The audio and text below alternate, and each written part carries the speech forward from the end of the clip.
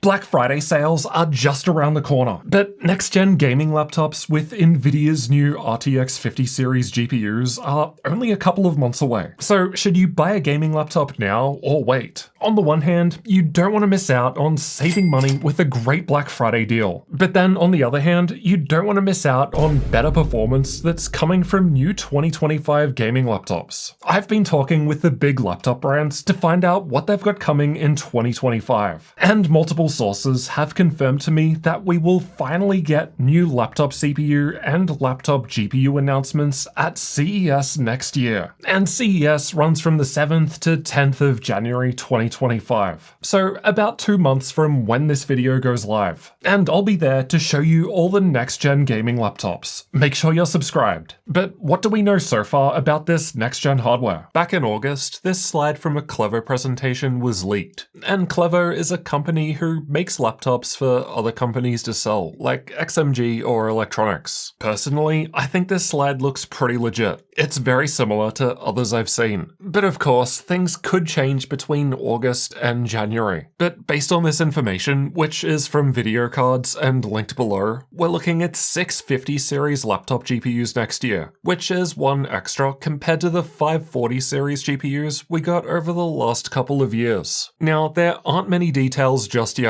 but so far we're looking at new and faster GDDR7 memory across the board for all GPUs, with the lowest RTX 5050 getting a bump up to 8 gigs compared to the 6 gigs in the RTX 4050. Apparently the 5060 and 5070 are still limited to 8 gigs, just like their last-gen 4060 and 4070 counterparts. This might not be too big of a deal if the 5070 doesn't end up that much more powerful compared to the 4070 for the reasons covered in my recent VRAM comparison. But I still don't think it's ideal if it's true. But the 5080 apparently gets boosted up to 16 gigs of VRAM, which is a 33% capacity increase compared to the 12 gigs found in the 4080. It looks like we've got something in between the 5070 and 5080 with 12 gigs of VRAM, which I think is good considering how big the performance gap was between the 4070 and 4080. From the start of 2023, I always kind of expected that we would eventually get a 4070 Ti or 4070 Super to fill in this gap, but it never happened for laptops. Next year, it seems like this gap will be plugged straight from launch, or whenever this model comes out. At least it sounds like there's going to be something rather than just a big gap. The other thing to note is the power limit differences. How much power a GPU gets affects how well it performs in games, with more power giving more performance, but it also produces more heat and needs better cooling. Based on these leaks, the RTX 5050, 5060, and 5070 will have a 35 watt lower maximum power limit compared to the RTX 4050, 4060, and 4070. But I don't really have a problem with this, because those 40 series GPUs rarely went above 100 watts in most games anyway due to a voltage limit. I always found the 140 watt power limit to be a bit misleading for gamers, as FPS doesn't really increase above 100 watts anyway. So maybe this is more of a correction to the product spec sheet to make things more accurate this generation. So apart from power limits and VRAM capacity, we don't really know how these new 50 series GPUs compare against 40 series. If I had to guess, I don't think the difference will be that big at the lower to mid-range. Like maybe RTX 4070 performance becomes the new 5060 performance. But as soon as all of these GPUs are out, I'm going to do my best to get all of them and compare everything. So make sure you're subscribed for all of those comparisons. From what I have heard so far, it sounds like it's possible that CES 2025 might be more of a paper launch for RTX 50 series laptop GPUs, with actual availability not coming for 1, 2, maybe even up to 3 months after the announcement.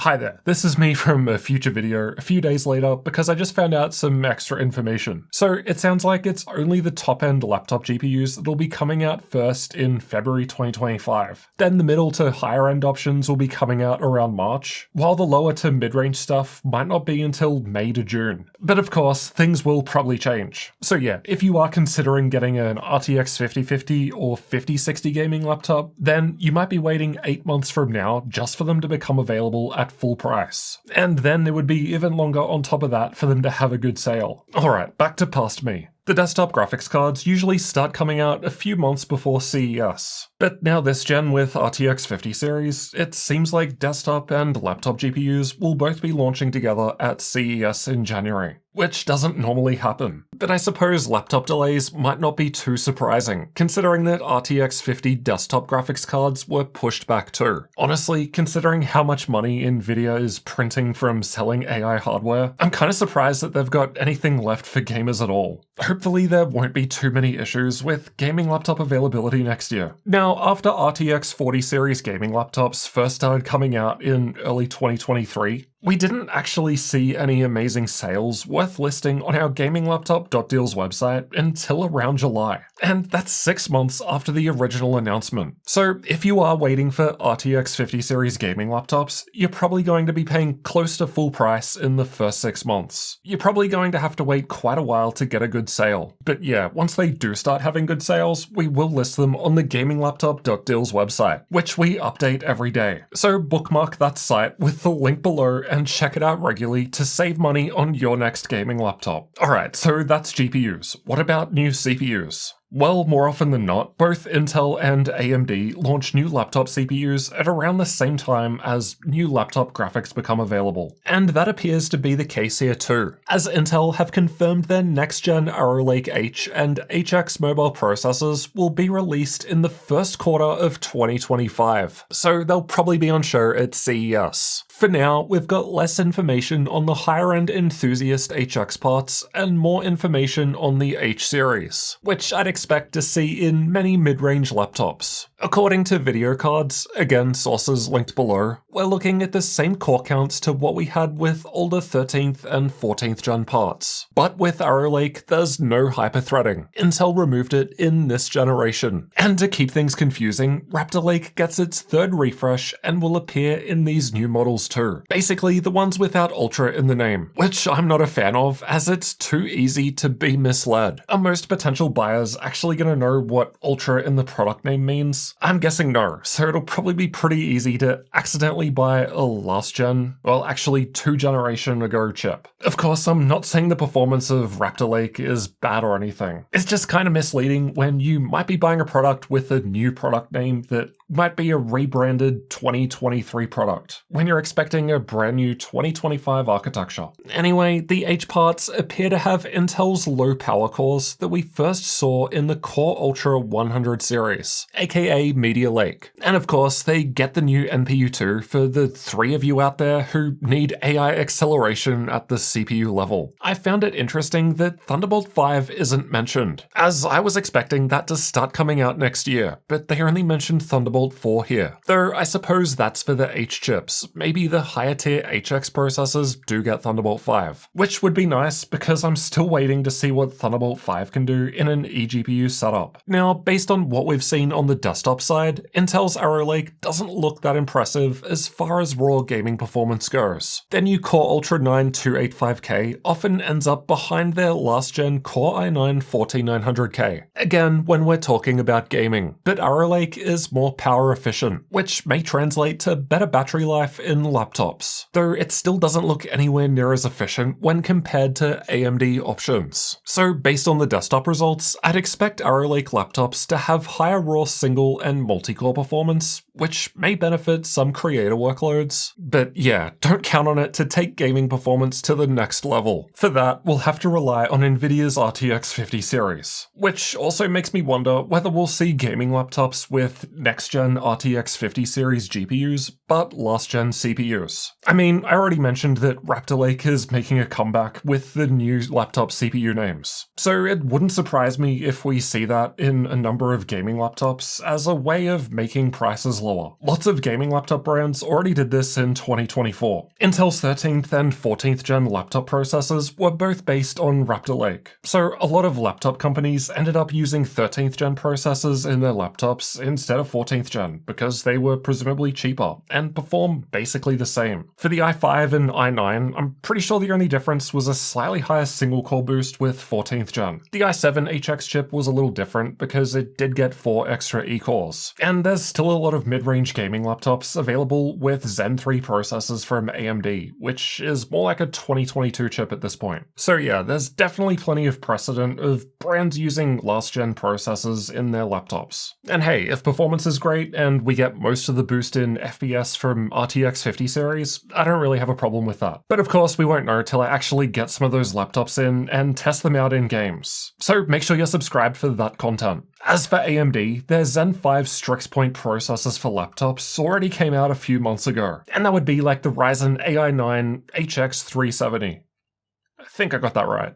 But difficult product names aside, their more powerful Strix Halo processors are still yet to come. Apparently, these new Zen 5 chips will have 8, 12, and 16 core options. And on top of that, rumors indicate that we'll see AMD's Fire Range processors announced at CES, which are the replacements to their Dragon Range lineup. So like the 7945HX and 7945HX3D. I'd really like to see AMD's 3D V-Cache in more than one laptop chip next year, and also available in more than a small handful of laptops. On the desktop side, AMD's new Zen 5 processors didn't review too well, only offering a slight improvement compared to last-gen Zen 4. Hardware Unboxed shows the Zen 5-based 9700X scoring just 2% better in Cinebench multi-core, but a 10% boost when it comes to single-core score, which I guess doesn't look too bad now compared to Intel's Arrow Lake performance. But Zen 5 is more interesting on the laptop side, with a similar boost to single-core performance, but a higher 30% boost to multi-core performance when compared to Zen 4 with an 80-watt power limit, or an even larger 49% lead when both are running at 45 watts. That's a pretty big improvement, and that's because these new Zen 5 Strix Point laptop processors have more cores and threads compared to last gen. The desktop parts, on the other hand, offer the same core and thread count as last gen, so there's less room for sudden multi-core improvements. But of course, Cinebench isn't everything. Based on the gaming differences that we saw between Zen 4 and Zen 5 on the desktop side, it's probably going to be similar to Arrow Lake in that we're not going to see that much of a performance difference in games when it comes to laptops. So that goes for both Intel and AMD CPUs. Again, the big gains are going to be coming from NVIDIA's RTX 50 series. As for graphics, I'm not holding my breath for AMD to suddenly start competing on the laptop side. Current rumors suggest that the RDNA 4 architecture may be announced at CES, so potentially RX 8000 graphics. But there's not yet any information on whether that includes laptops or when we'd see actual products. We've just had so few gaming laptops over the last 1 to 2 years that actually had Radeon graphics. Not to mention, AMD has basically said that they don't plan on competing at the high end anymore. Honestly, the last time I remember AMD graphics actually competing against NVIDIA was back in 2021 with the RX 6000 series, which was good competition against NVIDIA's RTX 30 series. Apparently, AMD wants to focus more on the mid-range. So hey, maybe this might mean that we get some competition from AMD against NVIDIA's RTX 5050 or 5060. But I haven't heard anything just yet. Now, with all of that in mind, it's not as if a gaming laptop from the last year or two with RTX 40 series is going to suddenly suck.